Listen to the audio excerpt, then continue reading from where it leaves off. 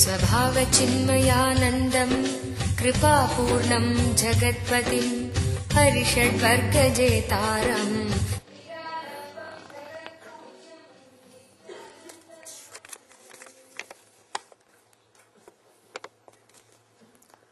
How can a person let go of attachment to enlightenment also? Just become enlightened, that's all. It's a nice question.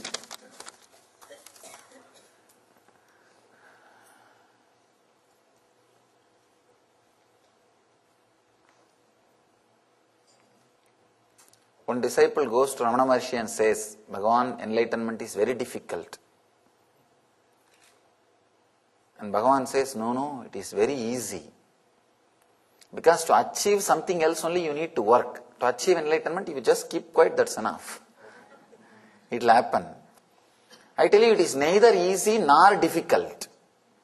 It is. It is there. Even if you say easy, you make it little difficult. Even the word easy means easy, but I have to do something. It is neither difficult nor easy. It is. Your question, I understand from where you are asking this question. How can a person let go of attachment to enlightenment also? It may not be attachment to enlightenment. It may be attachment to your idea about enlightenment. You may be thinking the moment you become enlightened, suddenly somebody will give you golden throne. You can only get attached to golden throne, not to the enlightenment. Because only if you know about it, you can get attached. How will you get attached to enlightenment?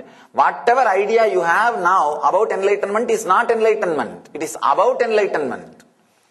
So you may be having some crazy idea that suddenly somebody will give you one golden throne if you become enlightened. Or you will grow. I have seen people ask me, if I start meditating or become enlightened, will I have a long hair like you? I tell you, just for long hair, do not try to become enlightened. It is too risky. It is too much big job. Just if you want long hair, use some right shampoo or hair oil. No need for you to become enlightened. Maybe you are attached to your idea about enlightenment, not to the enlightenment itself. You cannot be attached to enlightenment, understand? The more and more your idea about enlightenment gets purified, you will be achieving enlightenment. You will be reaching enlightenment. You can never get attached to it. If you are attached to it, be very clear. Your idea about enlightenment is not pure or not clear. Then now you need to do purifying. Have more clear understanding about enlightenment. If you say you are attached to enlightenment, you do not know about enlightenment, now read the spiritual literature, listen to the master's words and create a clear idea about enlightenment. Clear idea about enlightenment is enlightenment. Because after some time, once you stop fighting with the master, every clarity which he gives you will become solid experience. When you have the inner space of very loving, connecting with the master, every word he expresses will become straight away an experience in you.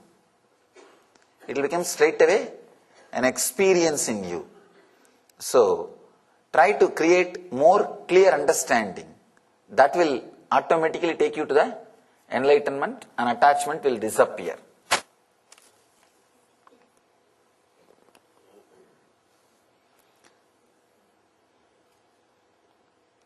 When I gaze at the Murti, it seems that as my body deeply relaxes and body sense disappears, that I am looking through Anya and not my two eyes.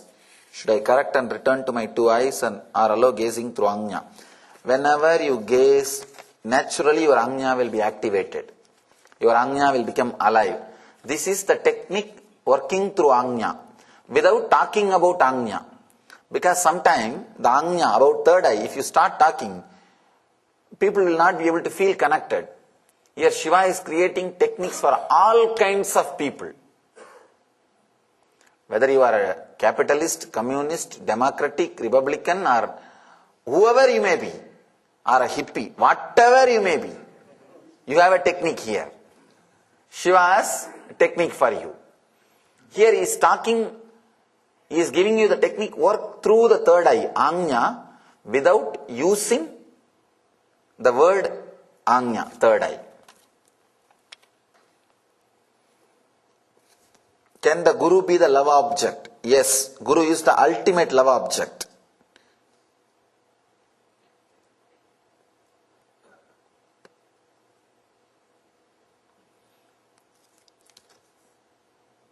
Belong to my Guruji, so much gratitude for beautiful knowledge given, so beautiful. Jai Gurudev. Wonderful. Guru can be the object of love.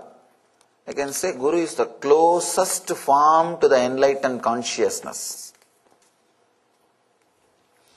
By focusing on an external deity, will that lead us to find God within? This is a beautiful question. Understand, when you are looking with a deep love, the boundary external and internal melts away. Love has an intense ability and energy to melt the boundaries. That is why constantly you are seeking. You are asking for it. Whenever you are touched with a deep love by somebody, or whenever you touch somebody with a deep love, the boundary between you and that person merges. It opens. You expand. It is as if you are living with two bodies. You are living inside two bodies. The suffocation disappears. You have more space now. You have deeper enjoyment. You have deeper joy now. So expansion happens when you are really in love, in tune. The deep love takes you to the boundarylessness. So when you are looking at the object with a deep love, you will see the boundary, internal or external, disappears. See, the same thing which is which you see. When you see it with fear and greed, it appears as world. When you see it with a deep love, it will become God. The eshwara or Jagat, both are same. How the Jiva looks at it is going to decide whether you are going to perceive Jagat, world, or the eshwara, God.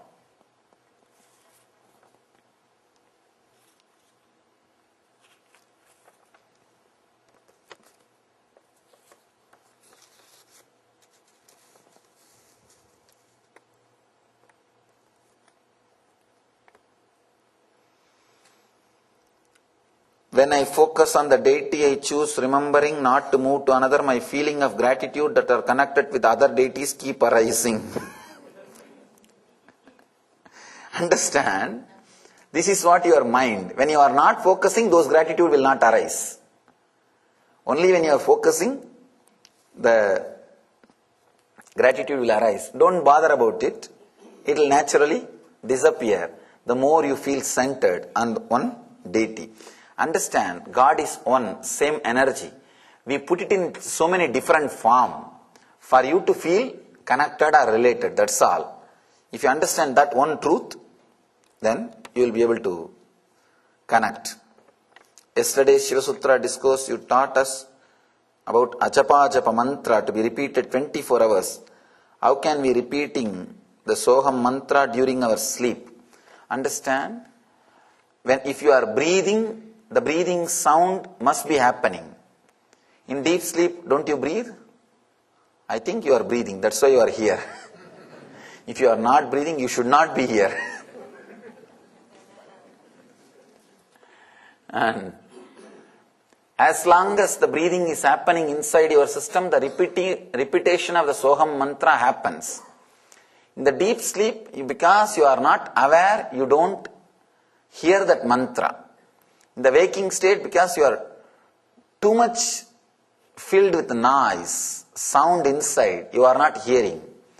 If you are silent during waking state, you will hear the mantra, that same silence will penetrate your deep sleep state also as awareness.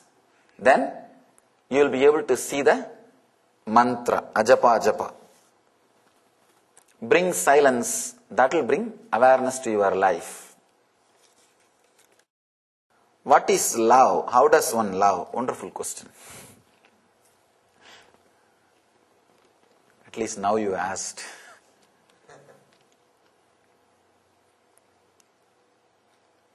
Let me describe exactly what I mean by the word love, or what Shiva means here by the word when he uses the word love. Always, when you look at something, you are calculating what I can get out of it, what I can have out of it. Either your thought process start functioning through fear or through the greed. But your attention is towards that object. If that attention turns towards the inner space and you start, if your thought process starts, what I can contribute to it, what way I can add to it, what way I can enrich. This process is called nivritti, means fulfillment. The earlier process based on fear and greed is called pravritti.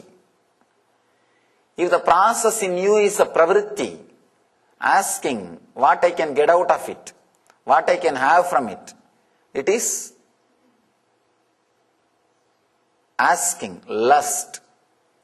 If the process is nivritti, what I can add to it, what I can contribute to it, it is the process of love. To tell you honestly, no mere words can express exactly. I am trying to use more and more words so that some word will click with you. Some click will happen to you. That's all I am trying. Otherwise I am not able to, not only me, nobody will be able to give you exact definition. It is an intense experience. These are few strong experiences which can't be verbalized. Maybe the words which I uttered can give you some idea and create some click. That click can lead you to the experience.